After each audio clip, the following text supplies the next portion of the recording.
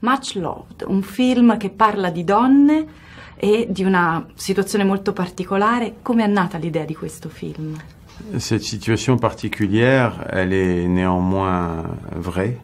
Elle est tirée d'une réalité qui m'intéresse depuis très longtemps maintenant.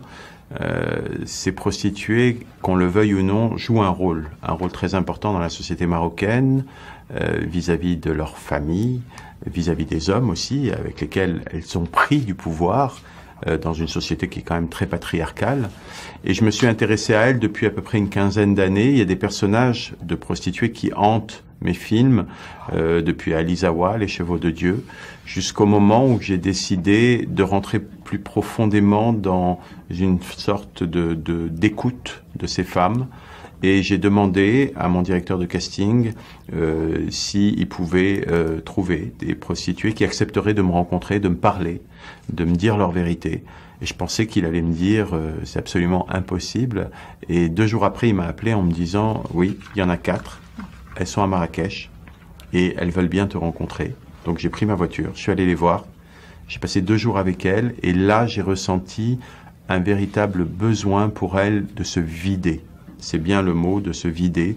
J'avais l'impression d'être mis à la place d'un psychologue ou d'un psychanalyste. D'ailleurs, l'une d'entre elles me l'a dit, si on avait eu la possibilité d'aller voir des psychanalystes, on l'aurait fait depuis longtemps, mais maintenant tu es là et on va te raconter tout ce qu'on a gardé caché à l'intérieur pendant tellement d'années. Et ce qu'elles m'ont dit m'a tellement passionné et bouleversé que j'ai eu envie d'en rencontrer d'autres. Et c'est un long processus qui a duré 1 an et demi. J'ai dû en rencontrer 200 ou 300, qui a abouti ensuite a Much Loved. Si aspettava che il film facesse così tanto scalpore da essere vietato addirittura? Non è il primo film che mostra delle nudità o che parla appunto di prostitute, no? Quindi... Non, c'est pas le premier film, même au Maroc, qui parle de prostitution, où on voit des corps nus qui s'expriment. Vous avez raison. C'est pas non plus le premier film que je fais sur des sujets sensibles. C'était le cas d'Alizawa avec les enfants de la rue, c'était le cas des Chevaux de Dieu avec la radicalisation qui mène vers le terrorisme pour des jeunes des bidonvilles. Et à aucun moment ces films n'ont déclenché une telle réaction. Je m'attendais avec Much Love à ce qu'il y ait des oppositions au film.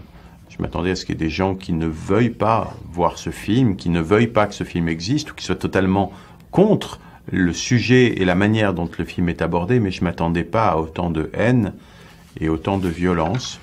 Peut-être ai-je sous-estimé à quel point l'incarnation d'une forme de sexualité indépendante, revendicative et combattante, notamment évidemment des femmes, dans le film pouvait être un tabou.